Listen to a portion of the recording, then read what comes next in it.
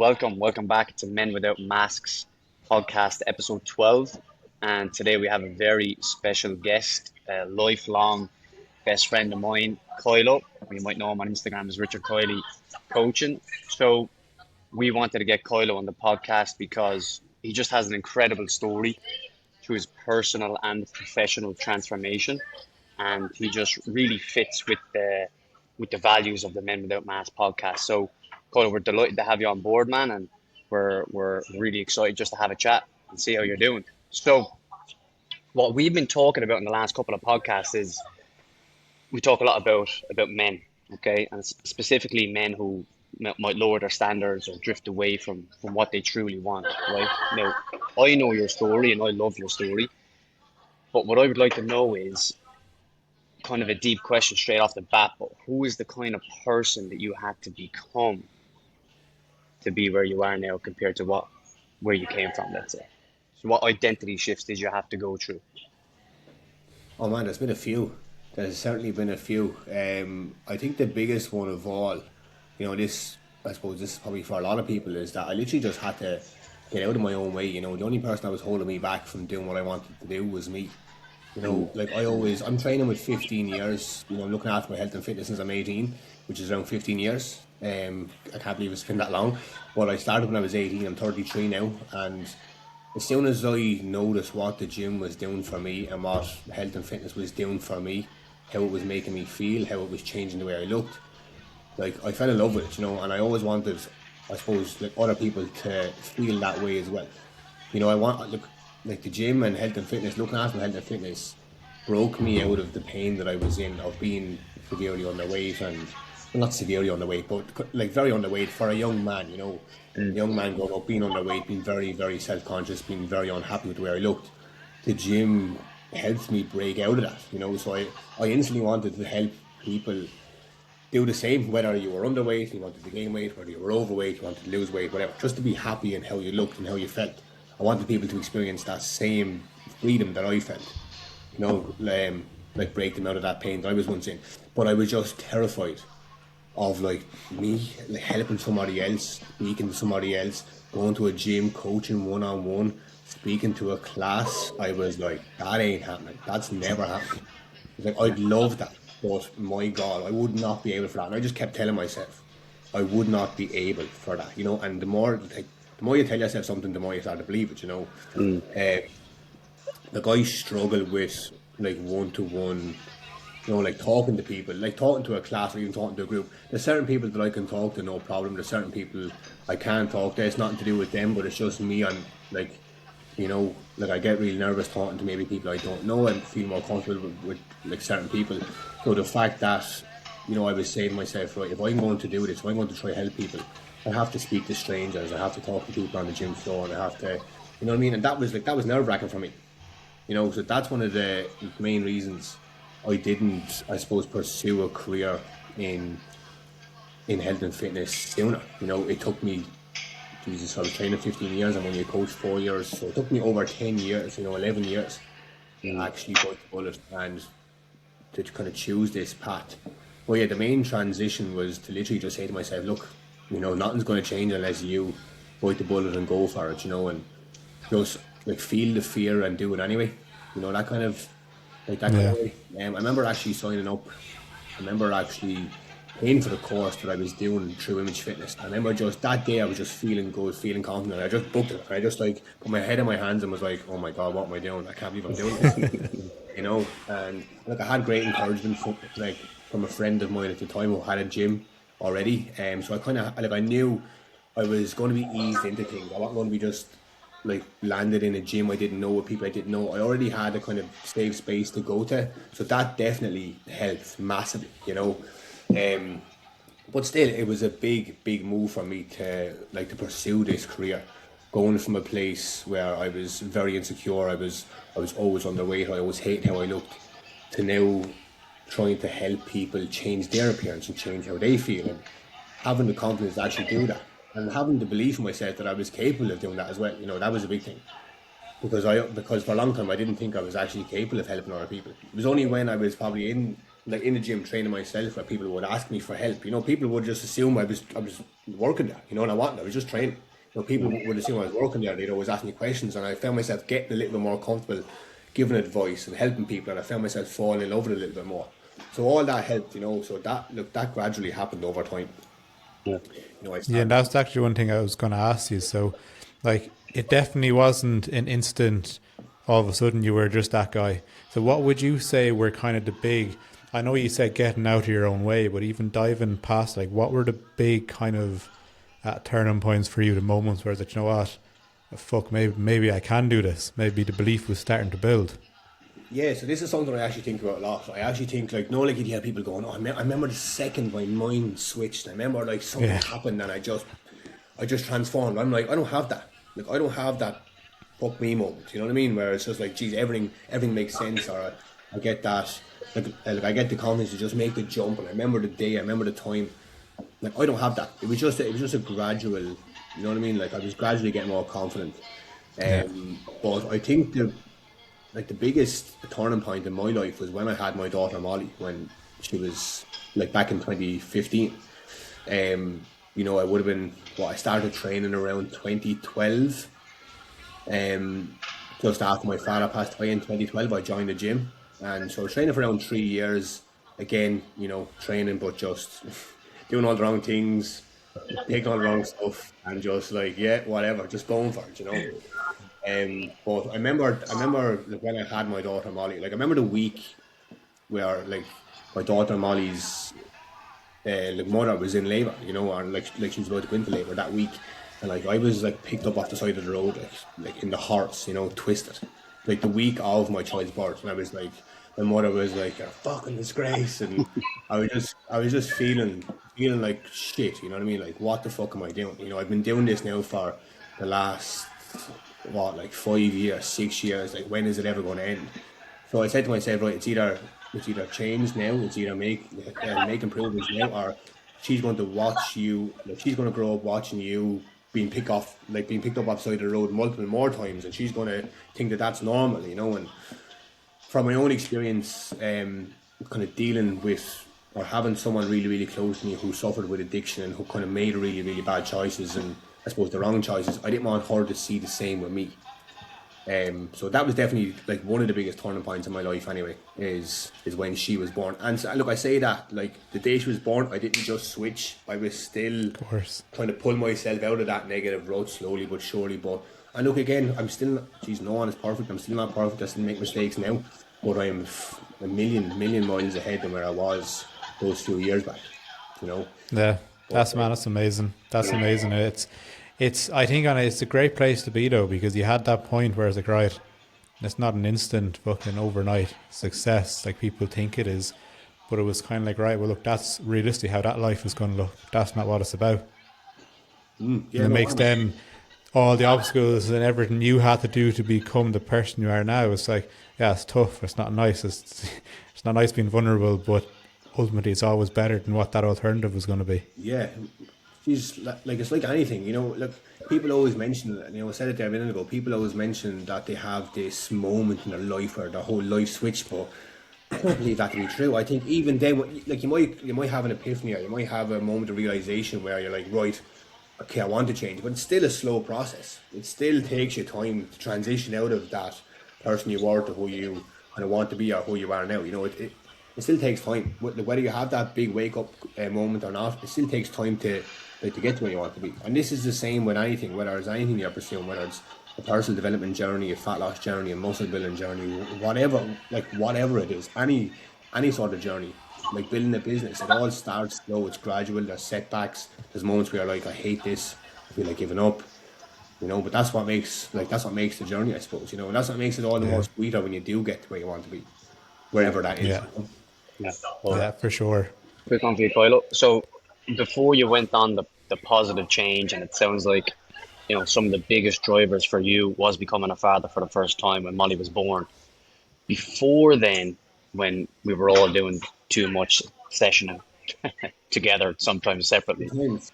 Good times, but crazy good times times. because it was together, because it was shared together, but also gladly, even on last week's episode, man, or we had another episode another day with another great guest with Mark, and I say that some people don't come out of it. Some people are still doing it to this day, and thankfully I did and you did. And I always think of me and you when we go through that transition. But so fair play to you, and I'm always proud of you. Like, but going back to the question that I was going to ask is, and it always interests me as well. Like before Molly was born, why do you think we did that so much?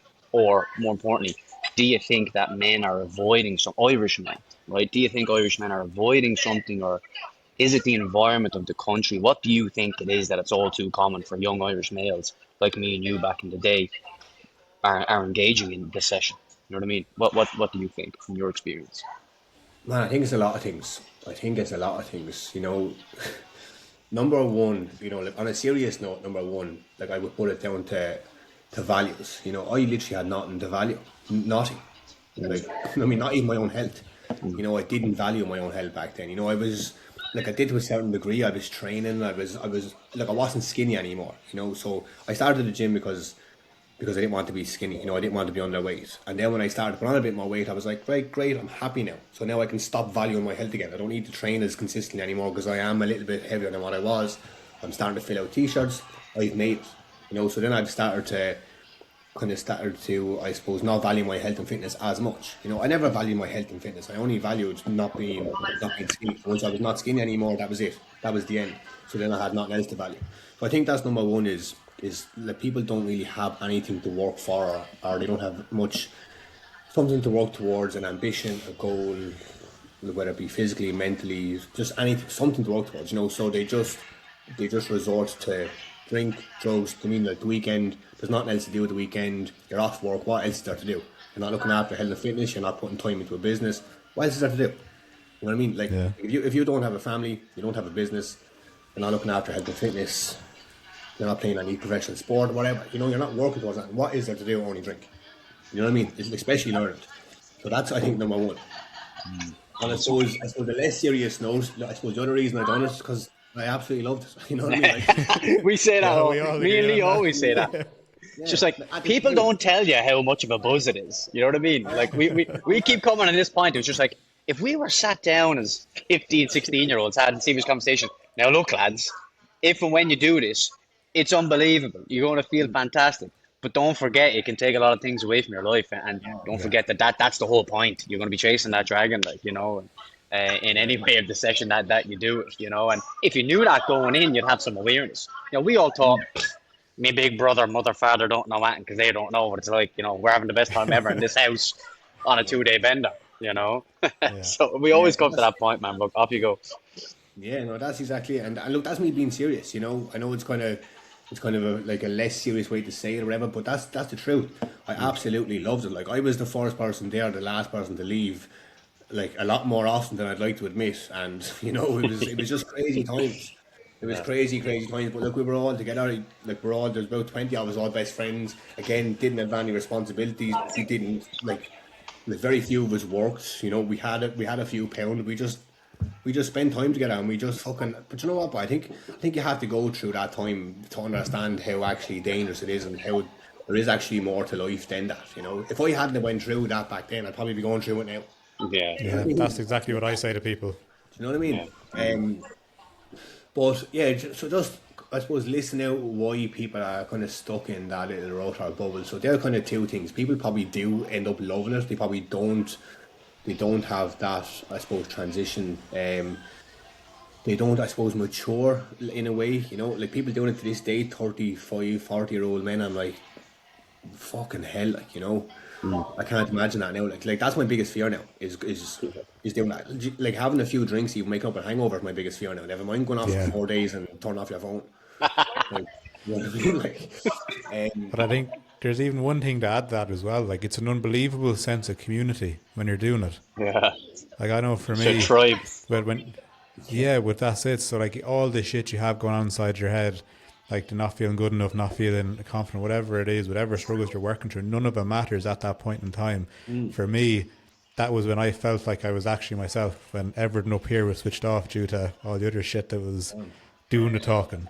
and you have a great time. Everyone's friends, depending on what you're doing.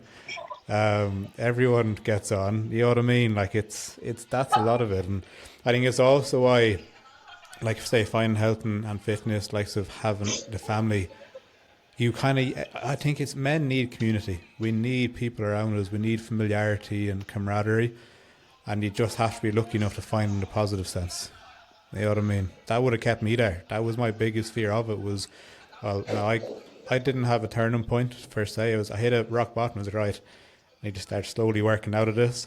But I went probably a bit extreme. I cut off everyone, or like over the course of the weekend, I just cut everyone out. Now, in hindsight, could have done it a lot better. But that was the biggest fear. It was like, well, who do you have when you don't have them? You know what I mean? Yeah, and look, like David mentioned it a minute ago, when we're talking about why are people stuck in that little bubble, environment is a massive one. Like you said earlier, you have to cut off a lot of people. Like we're all the very same. Everyone does. And you don't have to cut them off completely. You don't have to block them and never speak to them again or whatever.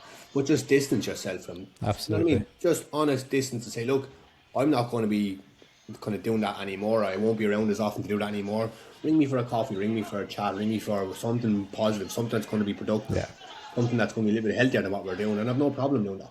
And then it's kind of, you know what I mean, like you're being fair, but you're being, I suppose I don't want to say selfish, but it is a little bit selfish. You are looking at yourself again. You have to be. You have to be that. If you're not selfish, if you're always trying to please other people and you're always joining in on the session because you don't want to leave down Tom, Dick and Harry, you're going to get wrapped up in that bubble all the time. You know what I mean? You're going to be at the session, and the only reason you're there is because you don't want to leave down like your best mates.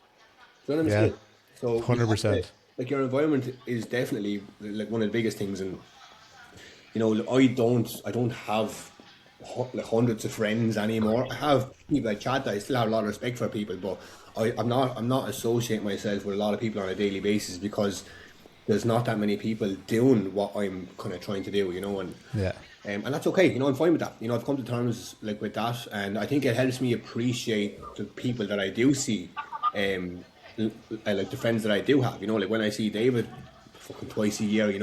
I absolutely love it. I really, really, really look forward to it. But if I was seeing him every Friday night at a session, I'd be like, I'm fucking sick of you. I was just going to say, 6 months of a break is enough to look forward to, in fairness. He has me every week these days, Kyle O'Lee, and I'm just there. Can we change the time of that podcast again, Lee? Facts. One thing that's helped me with that, though, is like it's this kind of, I've only really come across the concept in the last probably year. Like friends can be seasonal, and that's okay as well. Some people are meant to just come into your life, teach you a lesson, good or bad, and then leave. There's nothing wrong with this. Yeah. Well, that's exactly it. And like, you don't have to completely fall out with these people. I have these are my childhood friends. I have a lot of respect for all of them. Yeah. I suppose moved on from what we were doing when we were 18. Some people have as well, some people haven't, and again, we have to just figure that out ourselves. For sure. Nobody dragged me out of the session. I had to leave. I don't drink now because it just doesn't make me feel good. I've done my drinking. I've spent enough days in bed like absolutely dying, and so I'm just like, it just doesn't do anything for me anymore. I've no interest anymore. I'd much rather just wake up early, have a coffee, go for a walk. That might sound boring. I might sound like an old fella, but that's what makes me happy now. I'm pretty sure we can all agree with that, to be fair. Yeah, that's how I start my mornings. I'll tell you a quick one, right? And then Lee, I'll leave you ask the next one. But I'll tell you a quick one is that Yusef and Becky were up in Dubai, see my brother and see Doss and see a few friends, right? And I shit you not, we got home at 11:30 p.m. I got to sleep just before midnight. I woke up today at 7 o'clock in bits. Do you know what I mean? I'm busted up. I'm just like, my cognition's out the window. You know what I mean? I'm not with it today at all. Like, you know what I mean? Thinking about adding a full blown session on top of that now, I'll just think of that more. So I'll just be stuck to the bed for the day with the Netflix on. Do you know what I mean? So I think, maybe it is getting close to the 30s, or getting into the 30s. Maybe it does just hit you harder. I think extra responsibility as well. And I think the human brain definitely does change the older that you get for most people, and your priorities start to change. You're like, that's a day wasted in bed, and time is precious. This was like for me anyway. But alongside that, though, I actually have this chat with a lot of clients. Is like when you're in that kind of time, you don't actually know what good feels like. You just become so desensitized to how you're feeling at the time. Whereas you start looking after your food, you start walking, you start training, you start drinking water, you pull out the alcohol, the drugs, get your sleep on point, you feel almost invincible. Remember that first feel good actual feeling you got? And I think a lot of it stems to it. You just don't want to lose that. You get addicted to, at least I do, you get addicted to feeling good to the point that you're almost repulsed by anything that's going to take you away Yeah, from it. yeah, no, it's true, man. It's a fact, when you live this lifestyle, I miss it, when I'm not like that. And look, you can't be like that all the time. I get under recovered and sick every few weeks, as we all Of know course. by this point. But, I miss feeling great, you know what I mean? I miss feeling Yeah. clear-headed and full of purpose, and when you go out on a session that's not celebrating something really important, just like, why I do that? I'm not myself now for 3 to 5 days, Yeah. 32-year-old man, you know. Just getting older and older every podcast, I think. It's In the bed, crying like a baby, hiding from the light. Like, yeah, getting that away. literally, hiding from the light in the corner of the room, just like locking your doors. Yeah, yeah. And Yeah. like David said, yeah, like before, it was fine to do it. People speak of the fear, geez, I have the fear, or geez, I'm not myself now the next few days. I could be out for 4 days and not sit down, never mind sleep, not sit down for 4 days, and I'd be absolutely fine. I could rest for one day and I'd be back on it again. If I have like 2 or 3 drinks now and I wake up with a groggy head the next morning, my whole week is gone. And I think responsibility, like a lot of it comes down to responsibility. If I'm not myself, I can't be the coach that I need to be. I can't be the fiance that I need to be. I can't be the father that I need to be. Back then, I didn't have clients. I didn't have Yeah. children. I didn't have a fiance. I didn't have anything. I didn't have to be on form for anybody. I didn't. Yeah. I could stay in bed for days, and I was like, this is great. Now, if I'm in the bed for an hour more than I should be, I'm like, oh, I'm a failure. Everyone hates me. You know what I mean? I'm down. So like not having responsibility, like again, is probably one of the reasons people are kind of stuck in that loop because they've nothing to be fresh for. They've nothing to change for. Yeah. And that actually leads on to the next question. Richard or Kylo? I feel strange calling you Richard and all I've heard is Kylo. Whatever, yeah, whatever. I'm called both of everyone. And whatever. But what standards did you have to raise? Like you've already touched on it, that most people just won't to get to that point. Standard that I have to raise. So yeah, I just had to. I had to just say to myself that there's more to life than I suppose the session. There's more to life than just drinking on the weekends. And look, I'm not knocking. I'm an advocate for no drink now. Drink is poison, but I'm not if you want to have a drink, Jesus, there's no problem. I still have a glass of Baileys or something every now and then. Or a glass of wine with Victoria or something, and I actually enjoy that. But it's a glass. It's not 3 bottles now. So yeah, so it's just I suppose like demanding more from myself, like I suppose across all areas. Like I was always like before I was stuck in this loop of when I had Molly, I was like right, my values have changed. I don't sesh as much as I do anymore. I have Molly now. I'm looking after my health and fitness. I have my job, and I was stuck in that loop. I literally was raising Molly. I was going to the gym. I was going to work, and I was going to bed, and it was just this loop, and I was stuck in that forever. And that was grand. I was providing for Molly. I was providing for myself. I was healthy and fit in the gym, and that was great. And then I was just like, like the days were just adding on to the next. The days were just passing by, and I was like, I don't particularly like being like in the job that I'm in, being in retail. I'm still training away. I'm getting more confident within a gym environment, helping more people, and like it was kind of in that stage, I suppose that couple of years that I started to say maybe I can actually be a coach. Maybe I can actually help people, and maybe I can help people break free from the pain I was once in. And so that's when I started to demand more for myself. I started to say, well, if I'm going to do this, I'm going to have to leave my job in retail, like my full-time job, which is comfortable, but it's not something I enjoy. It's like a security blanket. I'm going to have to take the risk and have to, like, go to the course and speak to a class and speak to people and to learn about like health and fitness and be able to coach people and go into a gym and all that stuff. So again, I remember like looking in the mirror, like in the gym I was training, and I was thinking about doing this. It was actually on the day that I signed up for the course that I done. I was like, just go for it, just go for it. Like whatever happens. And something I've always said to myself lately as well, and I've said this to myself for a long time, like everything works out all right in the end. You know, there's been Yeah. times where I've literally sat on the edge of my bed, or maybe at a session, or maybe even spoke to you, David, and said, how are we going to get out of this? How are we going to break free from this? Or how are we going to even get out of this house away from these people, or whatever situation you're in, how are we going to get out of this? And it always figures itself out. Always. Never like there was never a time where I thought the worst and then the worst happened. It was always like never as bad as I thought it was going to be. You know, so that's what I said to myself then. That's what I always say to myself now. Any rough period I'm going through now, I'm like, it'll be fine. It'll be fine. Everything will work itself out. I don't know how it's going to work itself out, but I'm sure it will, and it always does. You know. So Yeah. yeah, so it's like just demanding more for myself. That's kind of like I just had to raise my own standards and say, look, you know, what you're doing is grand, but it's, you know what I mean, like you're not living up to your full potential. You just have to raise the bar a little bit, put yourself like out of your comfort zone a couple of times. Let's see what happens, you know. So that's kind of how I ended up, I suppose, where I am now, and a little bit more confident than what I was, and I suppose like pursuing a career that I actually enjoy in helping people through health and fitness. Yeah, love it. Yeah. It's amazing. So around, you know, if there's someone listening to this, Kylo, and they want to, follow your footsteps, and I don't know, I've just seen this trend that a lot of people do come from that life that we lived into coaching or just this desire to help people. And I think just a lot of people kind of have great social skills with it. So, and that's obviously transferable. So if someone was listening to this right now and they can see themselves in the journey and the transition that you've had, touching on things that they might feel apprehensive about and scared about, like changing their environment, distancing themselves from their original social circle potentially, kind of touch on the frictions that you may have had if you did have any frictions, changing your environment and going through that transition, and how it felt. How did you feel going through that transition time, and compared to how you feel now?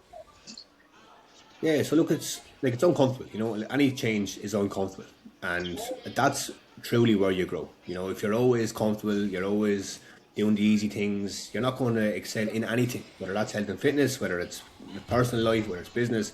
If you're just doing what's comfortable, doing what's easy all the time, you're not going to get anywhere. You know, so you have to be prepared for some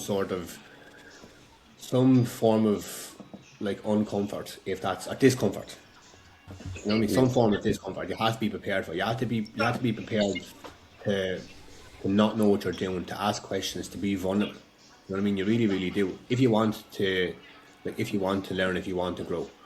You know, so there's been more than a few occasions where I've like, she said to myself, "Geez, I'm kind of out of my depth here," or, you know, I'm probably like, there's so many people here that know what they're doing, and I'm probably the person that I suppose knows the least or whatever, you know. But that's not always a bad thing, you know. You have a load of people to learn from. You know, like if you're in a room full of people that you know more than, you're not going to learn anything. You know what I mean? No, you're in the wrong room. Yeah, so try and put yourself in those positions. And like I always say to my clients, you know, I've started a community coaching program there now, and we're all in a group chat, we're all chatting, and we're all just asking questions. And I'm just loving that people are asking questions, because that's the only way you're going to learn, you know. And I know how scary it is to put your hand up and say, "Sorry, is it okay if I ask this?" Or how nerve wracking it is to put yourself out there and think that everyone's going to laugh at you, you know. But it's only when you do it. I say this to even the children all the time, you know. It's only when you do something and you prove to yourself that you can actually do it, that it makes it easier to do it the next time. You know, the first step is always the hardest. You know, like for kids, for us, for anyone. You know, the first step is always the hardest. But it's only until you take that step that you think, "Geez, I survived." You know, it's actually okay. I can actually do that again and again and again until that becomes easy, until that becomes familiar, that becomes comfortable. And then you have to try and challenge yourself again. What else can I do to challenge myself a little bit more? So yeah, just embrace the discomfort, embrace being vulnerable. People, like the right people, will like appreciate that, and they'll gel to you, you know, and like they will help you. There's plenty of people out there to help you as well. You know, if you're looking for help, you will find it if you look hard enough. yeah, Um, what That's was one thing I actually, just sorry to interrupt, but that's one thing I believe massively. Like, you will rarely ever find someone who is either on the same journey as you or has done better than you talk down. They will only want to help build you up. yeah, And that's what I say to everyone as well, is look for someone who's in the same boat, have a chat with them. Likelihood is they will want to see you in every bit as much as themselves. Go talk to someone who's got where you want to go. They will do nothing but help. But I think the issue is, what happens is the people who shout the loudest are the ones who generally want the worst for you. yeah, Yeah, no, 100%. You It's know, the and ego as well. You know what definitely, yeah. And look, having people around you on like the similar journey, that definitely helps. You know, because like there's comfort in numbers, I suppose. You know, like if you're doing one to one with a coach or something, or doing something on your own, it's like, geez, it is nerve wracking. You know, but if you're with three or four others that are kind of like similar boat to you, you know, you all kind of don't know what you're really doing. You're just as nervous as each other. Then one person asks a question, it gives the other person the confidence to ask a question, and what you Yeah. asked might be something that they want to know as well. And that's the beauty of having, like David, sorry, like you both touched on, is kind of having that community and having that group, that support, that bit of camaraderie. You know, like people do thrive from that. So again, put yourself in those positions. Put yourself in any kind of support groups or communities that you think you might thrive in, and you know you might find lifelong friends there as well. Do you know what I mean? It's not just about learning your skill or whatever. You literally might find somebody who's going to help you in areas of your life that you didn't even like think that you needed help in. You know, and that's the beauty of Yeah. it. And then as men as well, like there's that stigma that we should all know these things. We shouldn't need to ask for help. Yeah. And that's how I grew up in my childhood. Is like, don't need help. You know what I mean? But that's where all the issues come from. I So mean? you have to break down that barrier again, which is an even bigger one to work through. Yeah, no, Like, exactly. in fairness, like I have a lot of like female clients, and they will talk and they'll help and they'll collaborate. It's amazing. It's fantastic. Men don't. I It's think so with true, It's men, man. all yeah, no, I think with men, like you said, Lee, you know, men are expected to know everything. Men are yeah, expected to know, and if you ask or if you show vulnerability, you're weak. You know, that's kind of how you're viewed. You know, and that look, that's definitely not the case, but for some reason, that's the outlook. You know, if you ask a yeah, question or if you show any vulnerability online or whatever, and maybe even if you break down or something like that, or you like show like that you're, I mean, like you show your A vulnerable side or human, whatever. Yeah, exactly. Show a human yeah, side. a human Exactly. You know, being. you might be viewed as being weak. You might be viewed as like being a failure. But people who are looking at you like that are like people who are looking at you like that are probably they're probably too afraid to show their vulnerable side. They're probably crying out to show their vulnerable side. They're looking for help. They're looking for yeah, support. Like they're looking to break down, but they're just too masculine to show it. Do you know what I mean? And they're just yeah, probably a little bit jealous that you're actually doing it. You yeah, know? for sure. And Love I it. actually think it's a sign of strength to be able to help and to be able to grow and to be able to be vulnerable. Because what does that open you up to? So much discomfort, and we know what's on the other side of discomfort. Yeah, Yeah, yeah. yeah. That's something I've had to do recently is start looking inward and start to kind of Scary shit, isn't it? yeah. Oh, Jesus, fucking scary. And I haven't even, you know what I mean, I haven't even like scraped the iceberg yet. Like you know, it's literally like there's so much to it. You know, it's like anything. It's Yeah, so deep. There's probably so much to me that I don't even know that needs to be, I suppose, uncovered. You know, but again, it's just trying to figure out like kind of why am I a certain way or why am I thinking a certain way or and just learning to sit with that and like just know that it's all right. You know what I mean? That it's okay to be vulnerable, or if you're having a bad day or whatever, that's fine. You have to slow down, or whatever, that's fine. You made a mistake or something again, that's fine. We're all human, you know. Not to be so hard on yourself, and it's something I'm trying to teach like my clients as well. You know, you wouldn't believe, but you probably do believe the amount of messages, the amount of people that want to give up because they ate an extra 50 calories or something. You're like, when you just calm down, it's fine. You know what I mean? yeah, Um, people just kind of view themselves as failure if they have the slightest slip up, they view themselves as failures, and couldn't be further from the truth, you know. and I think like building on that as well. A lot of that comes down to what I see is everyone can do it when it's easy, but when you have to really struggle along and figure shit out, that's where people revert to the norm of well, it's easier to give up than accept that right. I have to actually figure this out, and then ultimately, like 9 times out of 10, most things come from a matter of kind of like internally as to how you react, how you respond, how you deal with things. So then you have the kind of the choice. Well, do I open that can of worms or do I just fall back into the comfort zone of just giving it up and letting that be the excuse? Yeah, Yeah, yeah, love no, it. you're dead right. Quick one for you there, Coilo. You touched on being vulnerable there, and this is what it's all about. You know what I mean? And this is why I knew that you'd be perfect for the podcast, and that just naturally came out of you. If someone is listening to this and they feel like that they want to be vulnerable, or again, they just want to change the situation that they're in now, and they might be a little bit fearful to do it. What would you say to them? Where do you think they need to start? Do they start on that little bit of introspection that you were talking about? Do they start and start a course or a mentorship? Like what's the start of the journey of changing who they are, start moving in a direction that they actually want? Yeah, I don't know. Like, I know it's probably cliche, but if you just try to be yourself, and some that's kind of another thing as well. People are afraid to be themselves. They think they have to be like whoever online, like the fit narrative. If you're an online coach, you have to say this. Everyone sounds the same. Everyone is just like robotic. Everyone is sound the exact same. You have to say these things. You have to be like this. It's just like you just blend in there. You know what I mean? You blend into the crowd. And look, I'm no social media expert or whatever, but like just try be yourself. And like David, me and you are friends like for so long simply because all we've been is ourselves. You know what I Yeah. mean? We know each other inside out. If I was trying to be like someone else, we wouldn't have clicked. If you were trying to be someone else, we wouldn't have clicked. And that's like you've clicked, and like the right people, like you'll just gel like with the right people. The people, if you just be yourself, you'll find the right people. And there's so much to be said for just being yourself. And just I suppose not trying to not trying to, I suppose, live like someone else's life or trying to be, I suppose, trying to like make your life sound more dramatic than what it is, but just tell your story and like tell your story as it is, and like just be honest. And I suppose there's nothing wrong with sharing your journey and the kind of what you've been through and the struggles you've had. And again, there might be like we're talking about gelling with the right people. There might be someone out there who's been through the exact same as you or something similar, who's afraid to speak about their journey. And like by you open up about yours, they might reach out to you, or they might kind of have the confidence and they might kind of get the belief to open up about their journey. And you don't know what you're going to do for someone else by just you Absolutely. being vulnerable and being yourself. And lads, honest to God, like my Instagram, I could post the most educational content out there, something that people need to know in order to get fit. No one cares. No girls. Nobody cares.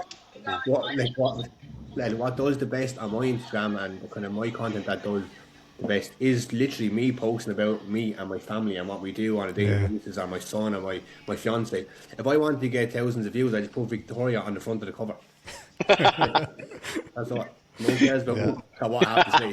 You know what I mean? But Just again, it's just swiping over by just like, where is she? Oh, there she is. Like, you go on, you click on it. If it's me, then they're like, good luck. yeah, But yeah, but like so many people text me, like anyone that I'm talking to online or whatever, anyone that reaches out, they say like they reached out to me because they felt they could like relate to me, like they could resonate with my story, or because I'm just, I suppose, some way genuine, or I'm just some way real, and I'm not robotic, and I'm not like on it all the time. I have shit days and I have bad days, and I eat an extra takeaway, and you know what I mean? Like I'm just some way normal to them, like whatever normal is. I'm some way normal to them people, and I'm trying to normalize that. Is that like, we're not professional athletes. We're not like trying to get to 3% body fat. We're just all trying to be happy while we're getting fitter, stronger, healthier, and while we're having a fucking 99 on the beach with our kids if we want.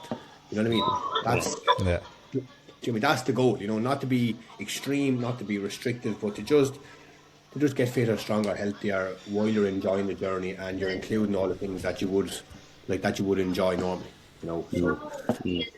that's kind Another of just follow up on that, Kylo, is when I think of your journey, and being a skinny kid, much like myself, and your father passing at a young age, and becoming a father at a young age as well, and again just the transition. I just love your transition and how far you've come, and the evidence of the journey of self discovery that you're on now as well is really really inspiring. So what are you doing to kind of be in alignment with that journey of self discovery? You mentioned a while ago that you're still kind of trying to figure things out, why you think a certain way, why you behave in certain ways. What is the method of self discovery for you? Is it just introspection, time alone? Do you do a bit of journaling? What is it that you're doing there? So I suppose number one would be to just stop pointing the finger. I think that was the first thing I had to do. Is that like any shit that I've been through, or anything that happened in my life that probably, like that I didn't agree with or that went against me, it was probably my own doing. It was probably something I said or something I did, or I put myself in that position or whatever. So just I suppose taking responsibility for my actions, and for the last couple of years. And you know what I mean? Like for all the years of drinking or whatever, like that was me that done that.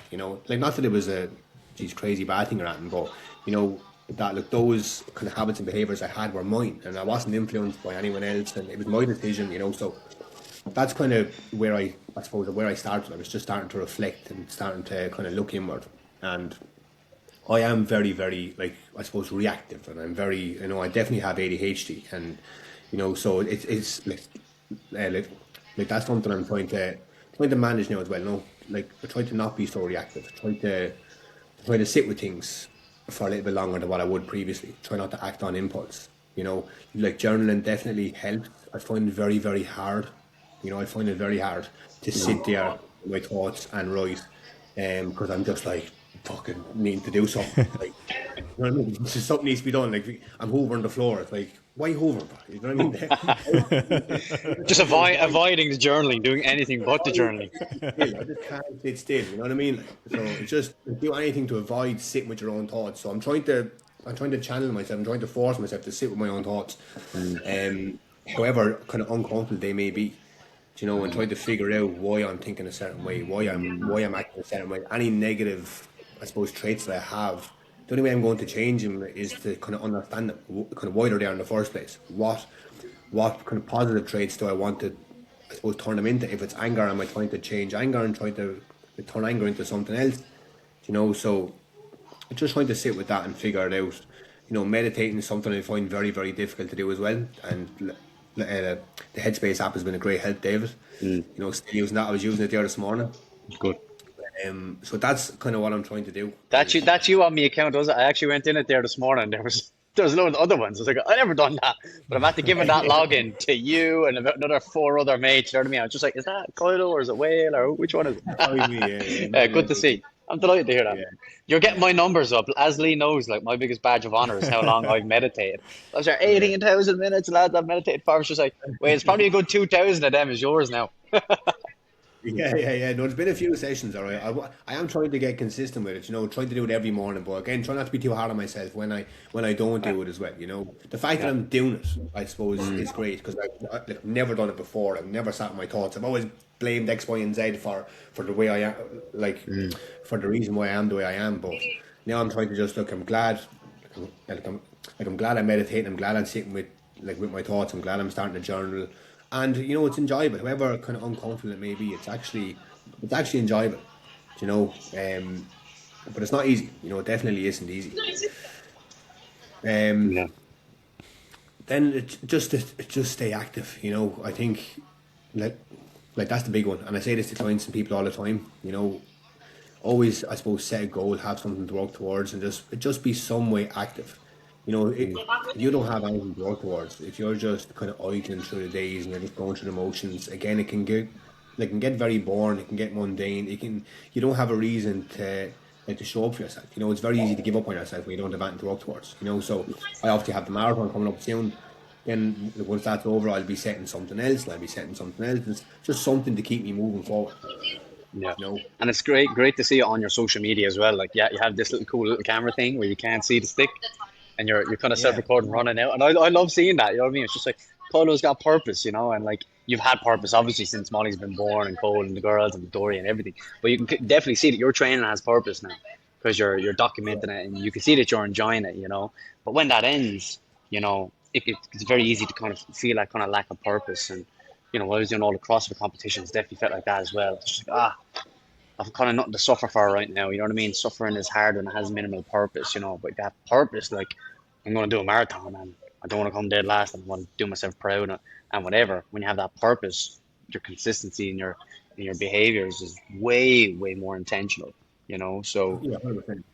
yeah, it's been good to I'm see, a man. much better person. Like I'm definitely like a much better person, more positive person. I'm more aligned with my vision and my goals when I'm working towards something. You know, Yeah. any kind of periods of poor mental health that I had, even recently, you know, I went through like a particularly tough time there at the back end of last year. But every single time my mental health has been low, my physical health has been non-existent. You know, like my exercise has been, you know, I'm just arsing around, no goal, just doing bits and pieces here and there. So like there's a direct correlation between, you know, physical health and mental health. There really, really is. And like then on the flip side, when I'm feeling my best, when I'm positive, when I'm happy, when I'm calm, I'm probably kind of deep in the trenches with my training. Do you know what I mean? Like I'm fucking like training 5, 6 days a week. That's when I feel my best. You know, Yeah. so although you might be choosing kind of comfort, like immediate comfort, like by saying, right, I'm going to skip the gym today. I don't want to walk towards a goal because that's challenging, that's uncomfortable. It might make you feel okay in the moment, knowing that okay, I can chill. But if that goes on like for too long, again, like your mental health starts to deteriorate. I know mine does anyway, because we need to be like we're built for. You know what I mean? For like for movement, for like Mm. working towards a goal, for putting ourselves through challenging times. That's what we're built for. You know, we're not Yeah. supposed to be sedentary and eating crap and not working towards that and then sitting on a phone all day and taking in information in 10 minutes that your fucking ancestors took in over the course of a year. You know, all Yeah. this stuff. We're not like do you know what I mean? We haven't evolved like that quickly. Yeah. Um, Yeah, and Martin, this one came from Martin Brady. So, like, adding to what you said there, it's an interesting concept that your mind can't hold conflicting beliefs. So, like, you talk about kind of like the down periods where your exercise drops and it's where you feel at your worst, because every other part of your year you identify as a high performer, an athlete, someone who's like go go go on top of his shit across the board. But then you have those periods where you're kind of the complete other side of the spectrum. That's the way I feel as well. And your mind can't actually believe both things to be true, and that's where that disconnect comes from. So what I did over the past number of years is, even when I have those down periods now, I straight away, my reaction now is, okay, well, I'm not feeling great at all, but whatever it takes, I'm gonna go to the gym and I'm gonna go for my walks. I don't worry about food. If food goes off a small bit, that's fine. But I know just by keeping the exercise in, it personally gets me out of the hole that much quicker. Whereas I would have been the opposite. It would have been like weeks just ignoring everything, no exercise, just filling myself full of shit. But it doesn't do anything. And then you've this much bigger fucking hill to climb to get out then as well. Yeah, but that's the thing. Like people always say to me, "I'm not in the mood to train." I'm like, if you just started training, you'd actually get in the mood. You know, I'm not motivated to train. If you just trained, you'd actually build the motivation. Then you know, like, um, like motivation comes after action. You know, if you're waiting Yeah. to be motivated to take action, you could be waiting forever. And even Years. when it does come, yeah, exactly. And even when it does come, then it's very sporadic. You know, it's kind Yeah. of few and far between. You might have it today, you might have it till next week. But if you just force yourself to take that first step, to just even go to the gym, to just start moving, you'll find yourself building up the energy. You'll find yourself getting the energy. You start to feel more motivated. Do you know what I mean? So, and that's every time. That's not just. Yeah. Do you know what I mean? Like, every time I went to the gym, I've always done something. I've always come out of there saying, "I'm glad I did something." I've never Absolutely. went to the gym, started, and then immediately left. You know, I've Yeah. always done. I've always done something that was. Do you know what I mean? That was like decent, I suppose. You know what I mean? Like better than not. But yeah, if you can just get I suppose, get the energy to like to just start and to just do something and to just not listen to your mind where it's telling you, I don't know, take it easy for another day, grab another bag of Doritos and just chill or whatever and watch Netflix. If you can just switch that off for 5 minutes and just take some action, you'll be like so much better off afterwards, you know.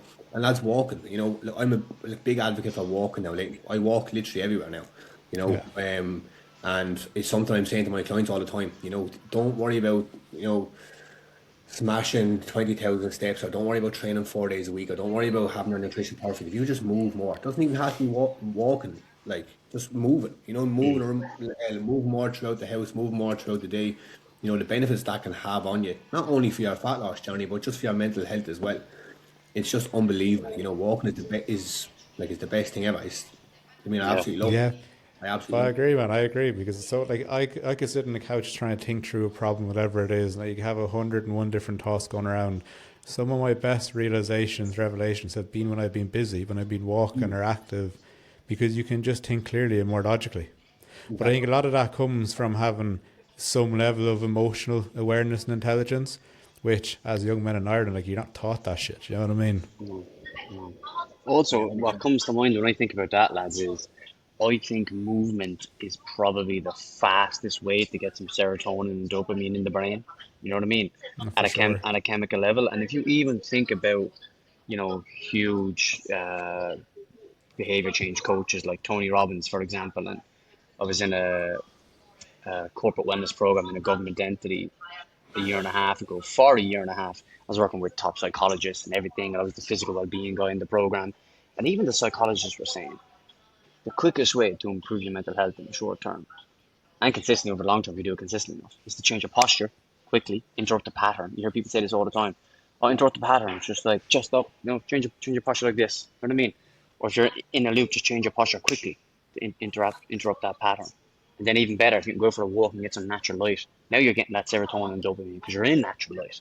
And then if that progresses into a training session, then you're just intensifying that serotonin and dopamine response. You know what I mean? So it just seems that like you said, Coder, there's just physical activity goes up, mental wealth, I love to call it. Mental wealth improves as well. So if you're in a rut and you're on the couch since the morning, scrolling on Instagram or TikTok, you just got to interrupt that pattern and just stand up quickly. You know what I mean? Don't get dizzy. Yeah. But you just got to stand up and just get some movement in. You know what I mean? Mm. And then you will feel incredible after the movement. So I think it's just the fastest way to change your kind of your mental state in the short term. You know? Yeah, and actually knowing that that's enough, like what you just said there, David, that's enough to get you started. People don't start because they think they have to do so much, and they think they get overwhelmed like before they even start. They look at someone online and think, oh, but if I want to feel better, I have to be training 5 days a week. I have to be smashing all these steps. No, it's not. And if you just meet yourself where you're at, like I have people coming to me, who are like buzzing, like, or I want to go to the gym so many days a week. I want to do this, want to do that, and I literally gave them 8,000 steps and nothing else. And they're like, "Come here, I think you forgot half your plan." I'm like, "No, that's it. That's all." You know what I mean? And that's where they start. And then people are still with me 12 months later, and they're down 20, 30 kg, and they're feeling the best ever. But that's where they started. But at the time, they were like, "No, I need more," and I'm like if I gave you more, you'd probably stop after a week or two, and that's what happened before in the past. Yeah. You had so much that you actually end up like kind of doing nothing, and you got overwhelmed, and you actually stopped. Yeah. So again, now obviously, if people are already training 3 4 days a week, they don't start with just 8,000 steps. I meet everyone where they're at. If you're someone who's sedentary, you're 30, 40 kilos overweight, you don't know a thing about training nutrition, you're not getting 3 training days. You're getting 8,000 steps or 6,000 steps or whatever it is that you're currently doing. We'll add on an extra 1,000 steps to that. And that's where you're starting from. It could be 2 3 weeks before you even have a training plan. It could be 6 weeks. Do you know what I Yeah. mean? Before you have any sort of training plan. Again, Yeah. it's meeting you where you're at and getting people to start ticking boxes early. Rather than giving them loads to do and they're only doing half and they're already starting on like feeling like they're a failure. If you give them something that, no matter what, give them enough that they can actually do it. And then when they can see themselves doing it, they start to have some belief in themselves. They start understanding that they are capable. They start seeing the scales coming down. They start seeing themselves making progress. Then you give them a little bit more and just kind of drip feed it to them. Really, you know what I mean? And then Yeah. eventually we get Massive. up to 3 4 training sessions a week. Like if that's something you want, then that's no problem. Yeah. But I think the biggest thing is for people to understand that you just need to meet yourself where you're currently at. And never mind about anybody else. Meet yourself where you're at. Do the bare minimum. But make sure it's a little bit more than what you're currently doing. And then just build on it from there. And I Yeah. have, like I said, I have people who've lost 30 plus kilos who are now running 5Ks, who are signing up for half marathons, and that's where they start. Yeah. You know. That brings me to a principle in training that I love, and Lee has heard me say it a few times, which is the minimum effective dose. You know what I mean? And the minimum effective dose in training and health and fitness is so low, man. It's literally so low. Like you don't have to do like I love ranges and numbers. So if you want to maximize muscle growth, somewhere in that 10 to 20 sets 1 to 4 reps close to failure per muscle group per week with a 5 to 10% calorie surplus as consistently as you can over time. There you go. That's it. Take that, write it down, apply it. That's what it is. Okay. Make sure that you're getting in around 1 gram of protein per pound body weight. That's it. If everyone just applies that, that's the secret. That's just getting the person to do that. And you have to do that by meeting where they're at, like you said, Kylo. Then you work up to that over time if they want to. If an individual has only 15 minutes or a path or doesn't have money to go to a gym, you can still build muscle and lose fat lads with moving your body with a high step count, very simple nutrition control, and body weight exercises. There's just so much science to show For that this sure. all works. You don't have to be an athlete. And your metabolism is everyone's metabolism is so similar up until the age of 65. We know that now as well. So we just have less and less and less excuses and more evidence that a tiny amount compared to what you're doing right now has a massive difference. So I just love that principle. When you're giving your clients 8,000 steps on week one, and they're just like, what? And then it works. Do you know what I mean? So it's a Exactly. great Yeah. thing. Love it. Yeah, like I know you have people who never set foot inside the gym. They're only training from home. They start with their 8,000 steps. They go to 10. They might stay with 10,000 steps. They might start with one body weight home workout, then two, then three. We might introduce some weight, then slowly, and it's 12 months, and they're still not in a gym, and they're making more progress than they've ever made before. Yeah. And they might never step foot in the gym again. It'll come down to their personal goals, their preference, whether they want to join a gym or not. You don't necessarily have to. You might have to invest in some equipment for the house. You might end up building a home gym, but you don't necessarily need to join a public gym if you don't want to. It'll all depend on the person's goals, the person's capabilities, and their lifestyle, and like the time that they have available. So it has to be tailored to the individual. It has to be specific to them. Oh yeah, meeting people where they're at. I'm a big advocate for that. I really, really am.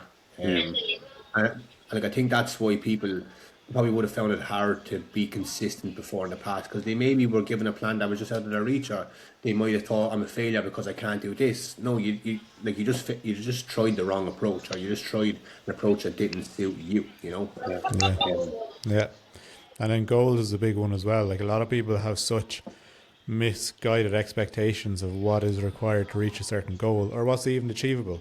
Like I've had chats with clients where they've had this goal of wanting to look a certain way. So send me a picture of what you actually want to look like, and you get some crazy responses.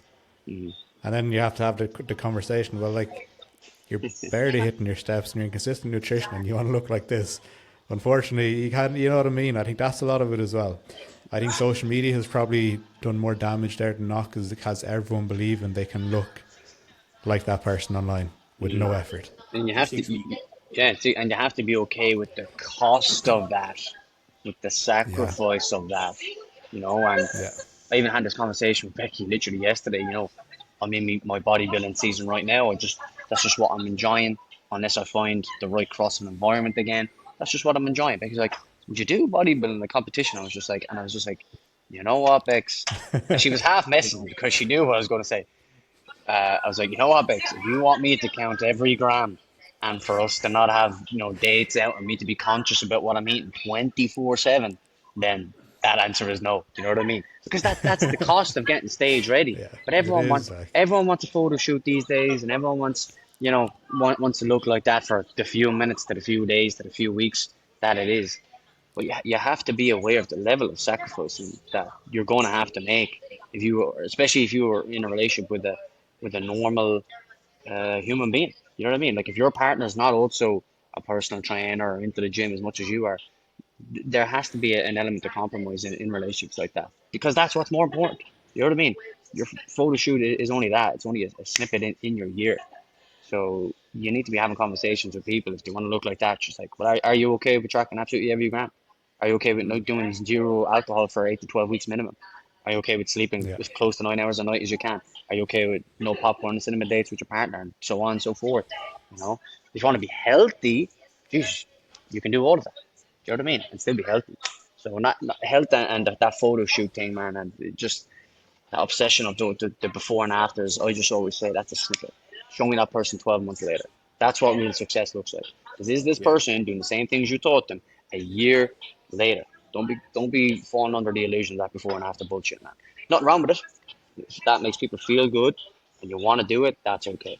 As long as you're not selling the illusion that that person looks like that 12 months later, then I'm okay if that's the case. You know what I mean? There we are.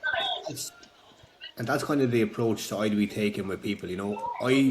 I generally want people with me for 6 to 12 months minimum. If you're interested in this 8 week, 12 week thing, look, we can do that. It is going to be probably more restrictive. It's going to be probably more extreme. If you absolutely. want to do it for a holiday or a wedding or a photo shoot, whatever, then okay, let's go for it.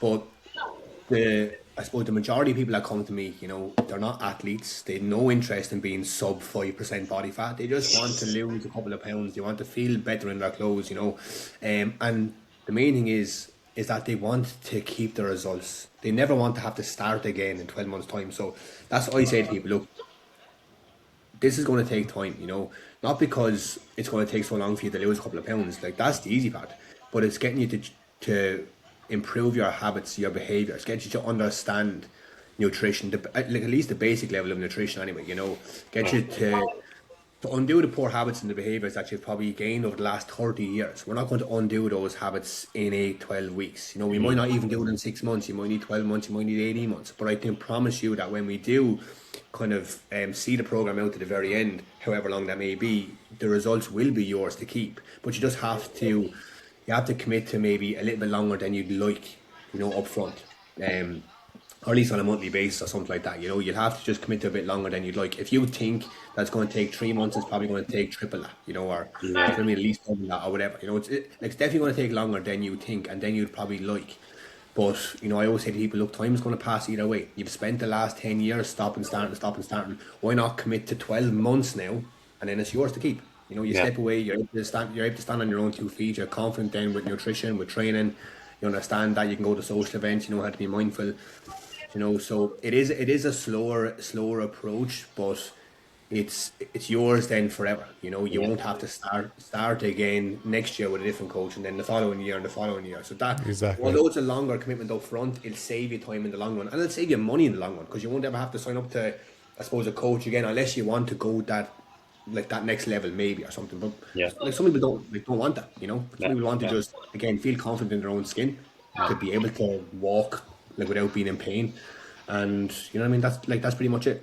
Yeah, and it is true, and that it is more successful because again, when I was in that corporate wellness program, everything that we did had to be evidence based, and everything that we coaches do, I think, should be evidence based if there's evidence to back it, right? And one very interesting paper did say there was a weight loss clinic in America or something like that, and the research that they were putting out is any weight loss program that they were deeming a success is when the weight loss was still off 12 months later. That was it, you know.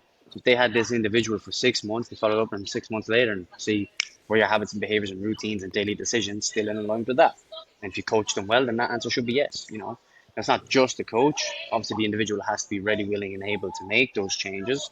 It's working as well as you can as a team to make sure that they go off into the sunset still doing and understanding the things that they need to do it by themselves. So a year later, that's the goal, you know. So if you're doing your before and after, enjoy it, but just make sure that you come out of it in a sustainable way and that you know how to do it alone if that's what it's about, you know. So, Carlo, I have a question for you because I just want to go back to you before we finish up, which is we ask most of our guests this question: if the world was going to end tomorrow, what would you want to be remembered for? And what message would you want people to take from your life? That I suppose anyone that needed help, that I was always there to offer it to them. I think that's what I'd love to be remembered for, and that's for clients. That's for you. You know, that's for like my family. That you know that I didn't.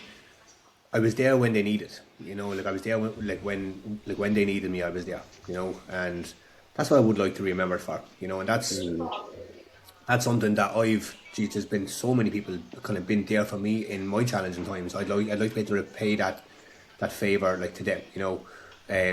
Like as you know, like I think my biggest accomplishment, man, is, you know, obviously you know how close I am with my mother. You know, my mother has done like, geez, if I thought about the things my mother had done for me by, you know what I mean, I'd be absolutely balling here. You know, she's done so much for me, and just me being able to give back to her, being able to go out for a run with her, and being able to look after her health and fitness, and to kind of, you know, like be a little bit hard on her at times, but for her best interest. You know, being able to show her that she can be fit, strong, and healthy in late into her 60s. You know, 66 now she is. She's like 67 this year, and she's only getting fitter, like, you know. Yes. So like she always thanks me for that, and you know, but Jesus Christ, like it's the least I could have done. You know, it's just, I suppose, kind of being there for her through health and fitness when she was there for me, like throughout my life. You know, so yeah, so look, just being there for the people who needed me. You know, to give back to the people who were there for me, like when I was struggling. You know, and yeah, just like for Victoria, like for the girls, obviously for Cole, that they never thought that maybe I was too busy to give them the help they needed, or the support that they needed. You know, and look, that's difficult. You know, like it's difficult to be there for everybody. You know, but especially when you're wrapped up with work and you're wrapped up with responsibilities, and like there's just so much going on. It's easy to, and look, I'm guilty of this too. Like when the girls are looking for something, or maybe Cole is, or Victoria, whatever, or even my mother, I'm like, look, I have shit to do, you know. And sometimes that's the way it is, but the majority of the time, I'd like to think I'm there, when they need me. Yeah, love it, man. Love it. And your mother is another unbelievable story. We don't have Mm. another hour, but that is amazing in her transformation that she experienced with you as her coach. So anyone's listening to this, just go on to Coda's Instagram and have a look at his mother's transformation photos, and it's amazing. So Yeah. I love that, man. And I love that. speaking and just speaking about obviously keeping your results. So she started with me, man. She was like one of my first clients. Yeah, I like needed someone to coach. I was like, "Ma'am, get up off the couch, come on, we're going, we're going." and that was But years ago. that was, yeah. Did you get me? That was, Jesus, man. That was like I got my qualification 2022, so that would have been the start of 2023 when we started working together. Now I was working in the gym. I was with her kind of 2 3 days a week in the gym, but since I left the gym, I've just been. She's been standing on her own 2 feet. I might duck in from time to time and see how she's getting on. But she went from like. Actually, she lost a good few kilos. She lost about a stone and a half. She was never big to begin with. Yeah, She lost about a stone and a half. I remember she was like 35% body fat, and she got down to like 21 or kind of unreal. 20. Yeah, That's And some like going. she's just maintained that now over the last few years. yeah, Over the last like 2 or 3 years anyway, at least. Because again, she's improved her habits. She's improved her behaviors. She enjoys a few bottles every now and then. She enjoys a takeaway every now and then. She goes out with Sean for dinner. That's fine, but she incorporates it all into her healthy lifestyle. She goes yeah. to the gym. She's absolutely flying. So that's the goal, is to get you to a place where you're happy with, and then for you to learn how to Maintain. maintain that then forever. Yeah, And she's a living example of that. yeah. She is brilliant. And a follow up question to that then. Do you think that you are living in a way right now that actually reflects what you said and giving back and trying to support people as much as possible that were there for you, or do you think you still have a bit of work to do to move towards that? It's a bit of both. I'm definitely on the right path. I won't say I'm there yet. To be honest, I'll probably never get there. And I don't want to get there. I don't want to get to a place where, right, I'm happy here, because once you get to the top, the only way is down. Yeah, So yeah. there's always room for improvement. Look, I love this personal development journey as much as it's probably the hardest journey I've ever been on. Gaining weight, getting ripped is all easy. Actually sitting with your thoughts and trying to manage who you are and trying to improve who you are and trying to be less reactive and less snappy and more positive. That's the hardest part. So, but I'm actually enjoying the process. I'm enjoying the journey, and I hope I can continue to enjoy it. Yeah, Over the next however long it takes. You know. yeah, love it, love it. Well done, man. And for anyone listening, Kylo, who's connected to your story and wants to find out more about you, how can they get in contact with you, or where can they go just to find out more about you and stay up to date with you? Yeah, so just my Instagram is Richard Kiely Coaching. That's where you'll find me on Instagram. I am on Facebook as well. I have my WhatsApp linked to my Instagram if anybody wants to reach out, not on Instagram or whatever. If you want to reach out to me on WhatsApp, I'm always more than happy to to jump on a call with people. I have in my bio and that there's you have the option to book in for a free 15-minute call, no strings attached. Just literally jump on for a chat, tell me about, I suppose, where you're at, where you want to be, and then we figure out if my approach is the right one for you, and we'll hopefully just put a plan in place. If not, then at least you leave the call a little bit kind of more educated than what you were before. So, Nice. but again, even if it's just for a chat, even if it's just for a bit of support, then I'm there, no problem. Love it, love it. So who do you help mainly, Kylo? Just to let these people know as well.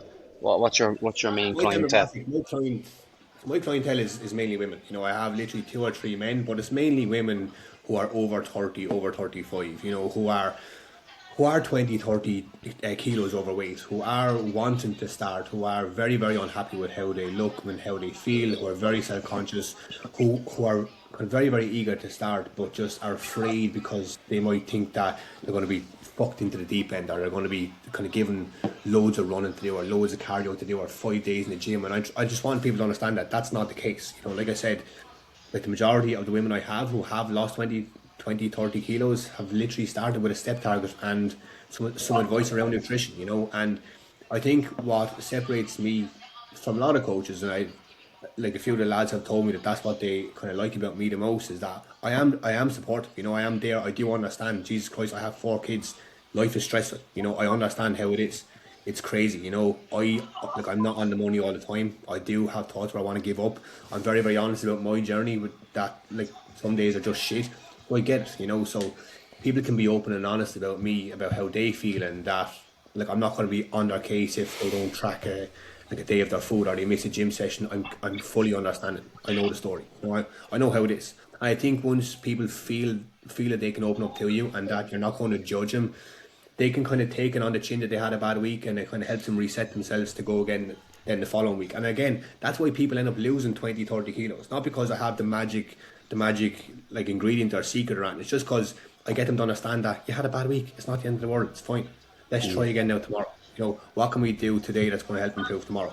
And making people feel comfortable kind of in that like situation. You know, that's what gets people to get back on the horse and to get consistent again. And that's why they get the results, and that's why, you know, like they do end up getting to where they want to be. Yeah. So yeah. Love it. You have that compassionate Fair play. approach, you know, and you do Yeah. have that empathy as which is evident, you know, and you just normalize failure and falling off the wagon, and that's a credit to you, man. And like I said, you're leading from the front in vulnerability to your clients and all over your Instagram as well. So, and that's one of the main reasons why we wanted you on the podcast. So thank you for your time, brother. You know, I'm very, very proud of you, and you know, I could speak about that for an extra 30 minutes, but you know how I feel about you, and I'm just over the moon, man. You know, I've loads of stories in my mind that I'll keep for another day, or your wedding day. I'll keep it for your wedding day. But yeah, when I just think about the people who I'm just so happy that came with me on the transition from young and dumb as we were to what we are now, you're top of mind, man. I'm just delighted that we're in it together, you know. So well done, man. Just keep it up. You're a role model for me, anyone that's listening as well, and just keep it up, man. Keep it up. Love you to bits. Thank you, man. Yeah, thanks, Dave. Look, I really appreciate you, man. Look, as always, you know, I appreciate you to bits. I love you to bits. And, you know, thanks for having me on. Lee, it's lovely to meet you, man. Thanks for having me. Absolutely, Fair Richard. play to you lads with the podcast, and I wish you nothing but the best. I really, Legend, really man. do. Legend. Well, that's what it's all about. You know, you came on and told us your story as well. You know, that's not easy. Like I said, you're vulnerable with your clients, and you're vulnerable with here, with us on your transition. You know, and that's not easy to do. And that's what the podcast is all about, man. So thanks for that. Okay. Appreciate it. Yeah, well, Love it. thanks very much. Legend. Good stuff. So that is us for another episode. We will catch you guys next week. Catch you on the next one, lads.